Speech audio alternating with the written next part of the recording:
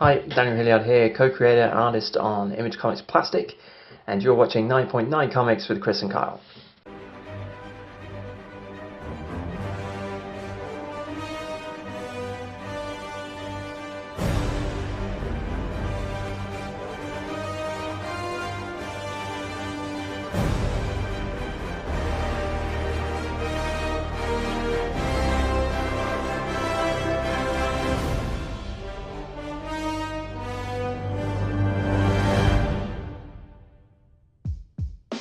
Hi, welcome to 9.9 Comics with Chris and Kyle. I'm Kyle. And I'm Chris, and today we'll be talking about comics getting released February 28th, 2018.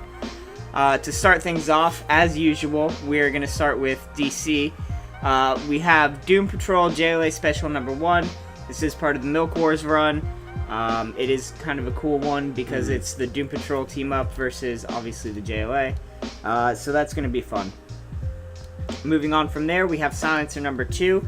We've talked about Silencer number 2, or Silencer number 1 at least, before. It is a title coming out of the Dark Knight's Metal universe, introducing a new character.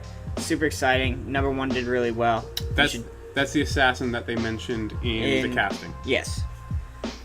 So, good deal to know all that. And then we also have another new comic, a new number 1 coming out of DC, also coming out of the Dark Knight's Metal run, the Terrifics number 1.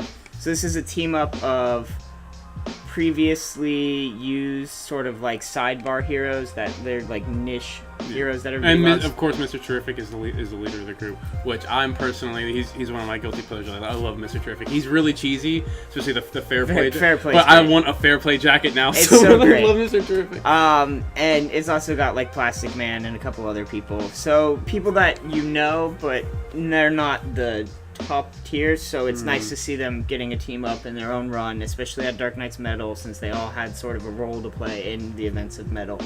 It's cool to see what they're going to do with that. Moving on from there, out of Vertigo DC, we have Motherlands number 2. We've mentioned Motherlands number 1 before. It also has done really well in the store. Definitely come in and pick up the number 2. Moving on from there, we have a new number 1 coming out of Titan's Statics Press European print. Yeah. So we have Alisic Fall number 1. And hold on, let me pull up my summary. So, Alisic number 1, the previews world description for it is, it's for fans of Neil Gaiman and Tim Burton's The Corpse Bride and Nightmare Before Christmas. When Alisic wakes up alone in a cemetery, she thinks she's in the middle of a nightmare. Terrified, she flees into the night, but realizes she is invisible to everyone she meets. She really is dead, with no memory of how it happened, and only the words of the other ghosts to help her unravel the mystery of her afterlife. It sounds pretty fun, and it being compared to things like Tim Burton and Neil Gaiman kind of make me interested, and I can see the cover and the art style is interesting. I'm kind of excited for it. I'm looking forward to seeing what the inside art looks like. Moving on from there, we have another number 1, Wilds number 1 coming out of Black Mask Comics. This one has a larger summary that I'm going to try and get through quickly. After a cataclysmic plague sweeps across America, survivors come together to form city-state-like communities for safety. Daisy Walker is a runner for the Compound, a mix of post-apocalyptic postal service and black market salvaging operation. It is a runner's job to ferry items and people between settlements, and on occasion scavenge through the ruins of the old world.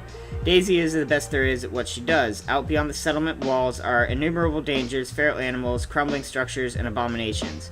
Those that were touched by the plague and became something other. After a decade of surviving, Daisy isn't fazed by any of it, until her lover, another runner named Heather, goes missing on a job. Desperate to find her, Daisy begins to see that there may have been little difference between the world inside the walls and the horrors beyond.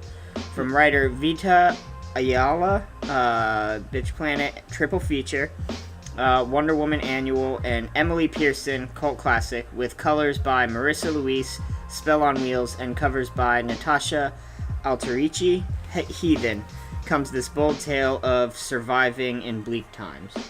So that sounds like fun. It's got a lot of big names, especially the writer. especially being on the Wonder Woman annual.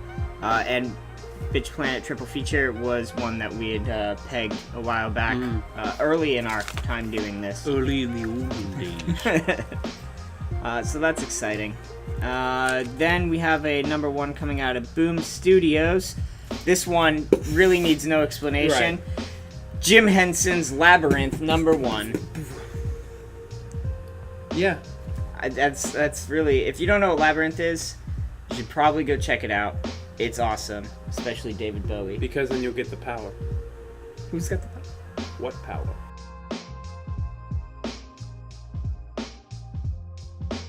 Alright, moving on to Marvel, we have Doctor Strange number 386, which is a Doctor Strange Damnation tie-in, which, of course, we're all leading up to the Infinity War, which has been doing great. Don't want to miss that. Then moving into Legion, we have Legion number 2 coming out, which of course is the X-Men book that did so well. And I mean, we don't have a single copy here at the shop, so that speaks volume. And then moving on to my personal favorite, which is Thanos number 16. Thanos number 16, of course, I need to still read Thanos number 15, which luckily second print is coming out. I missed it. I grabbed it and I set it down without even thinking, and I totally had my head in the clouds. It was not a good thing on my part. I missed out on a good collectible there, but I'll just have to buy it for more money. Probably have Matt try to seek one out for me. So that's Thanos 16 and the 15 second print coming out, just in case if you messed up like I did. And then moving on from there, we have the Inhumans offshoot, which Lockjaw, the bulldog from the Inhumans, is getting his own comic with Lockjaw number 1, with the story arc of Who's a Good Boy, part 1. At long last, the dog has his day. Lockjaw spends most of his time defending the Inhuman Empire alongside Black Bolt and Medusa. But when he gets a message that his long-lost litter mates are in danger, he'll spring into action to save them. But wait, Lockjaw has brothers and sisters? Can they teleport? Are they inhuman? Can they possibly be as gosh darn cute as their big brother? All the answers are here. Get ready for the adventure worth fetching for. Woof. Yes. Yes, indeed. Yes, indeed. So, Inhumans fans, everyone's a big fan of Lockjaw. Big fan of Lockjaw. See what I did there? Yeah. You want to grab this, especially, I believe this is the first actual just Lockjaw comic. Plus, you get it'll be introducing, just by the synopsis, it'll be introducing more giant Inhuman dogs. Quote, Inhuman. Hopefully. But moving on from there, we are getting into Image with their release of The Beef number 1 of 5. It's a 5-print run, which is I like these weird short prints, just like plastic, which is awesome and one of my favorites. The creator of Elephant Man and the creator of the A-Men joined forces with Tyler Shaneline to bring you the story of Meat Men. Chuck is a mild-mannered meat factory worker who is a little in love with a strawberry picker named Mary Lynn. It's a very specific job. But everything changes when Mary Lynn falls victim to the Vodino brothers. So I guess there's going to be a family that they piss off, and then it's going to be a butcher. It's going to be like Mario Butcher almost. I hope somebody gets a meat tenderizer like straight to the face. Ooh. The meat tenderizer is a perfect, awesome weapon. That's what I'm saying. I just watched an episode of Supernatural last night where this dude, I think a dude or a lady beat. Husband and wife thing. Anyway. Jeez. Moving on from there, we have Days of Hate number 2, which of course, Days of Hate number 1 we told you to go out and buy, and that is the anti-white supremacy overlord book that... Yeah, number 1 actually went out of print too, so right. It did really well. So it was a good choice. Yeah. Right.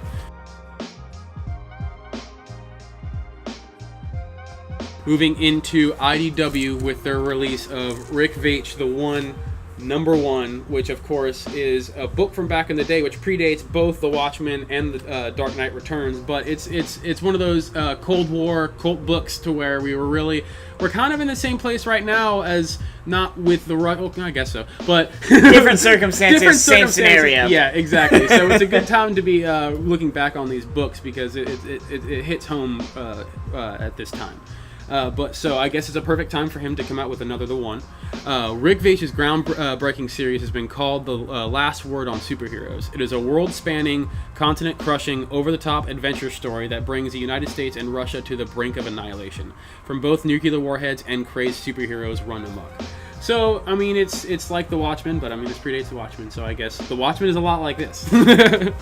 But that's really it for IDW, which brings us to the 9.9 no-brainer! And Kyle has been nice enough to give it to me Yeah, today. it's supposed to be mine this week, but because of what it is, I was so nice.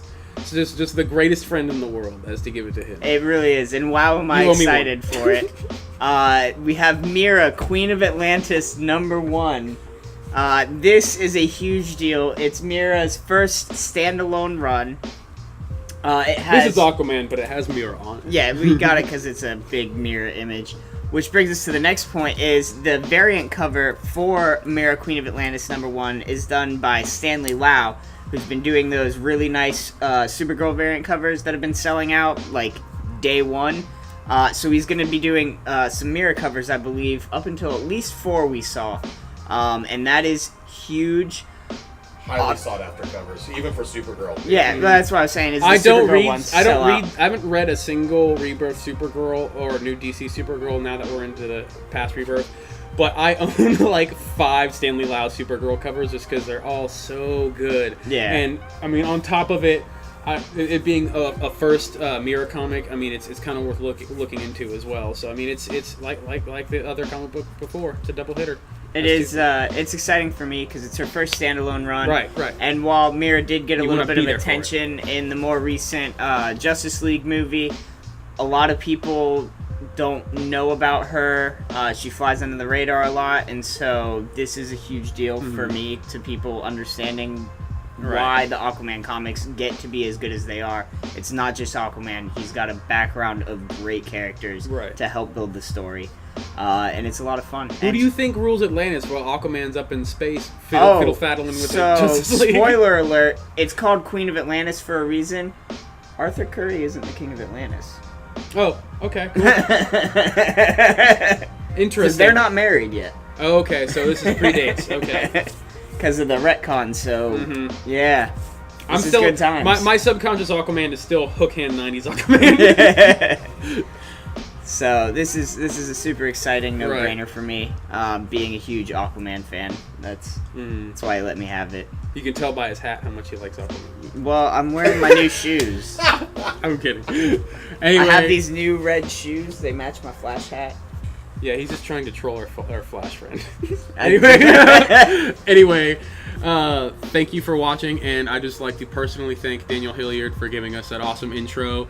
You are the greatest, and I cannot wait for your next work to come out. I know you guys are kind of hush-hush on that when it's kind of in the early stages, but hopefully we will be able to tell you viewers about his new upcoming book when I'm able to tell you about it.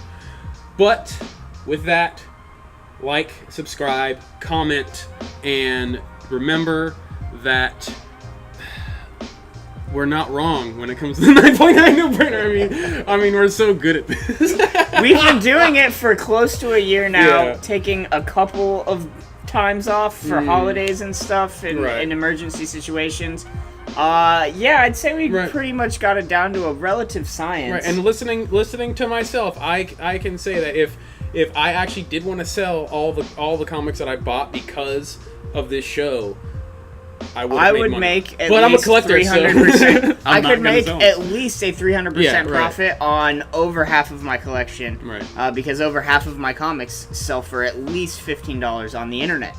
That's without getting it signed, graded, and I have a lot of signed comics. And that's because we are in a golden age of comics, and lucky enough to, I mean, we're spoiled. we have such good writers and artists, so many of them, and I think the internet might have helped that a little bit.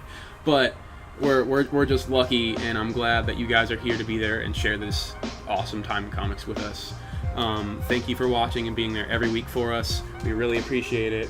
And thank you, Daniel Hilliard, again, for your contribution to my life. I love this book so much. I can't wait to crack open the trade and reread it after it's been a little while and fresh in my brain again. But with that, we bid you adieu. Have a good night. Adieu.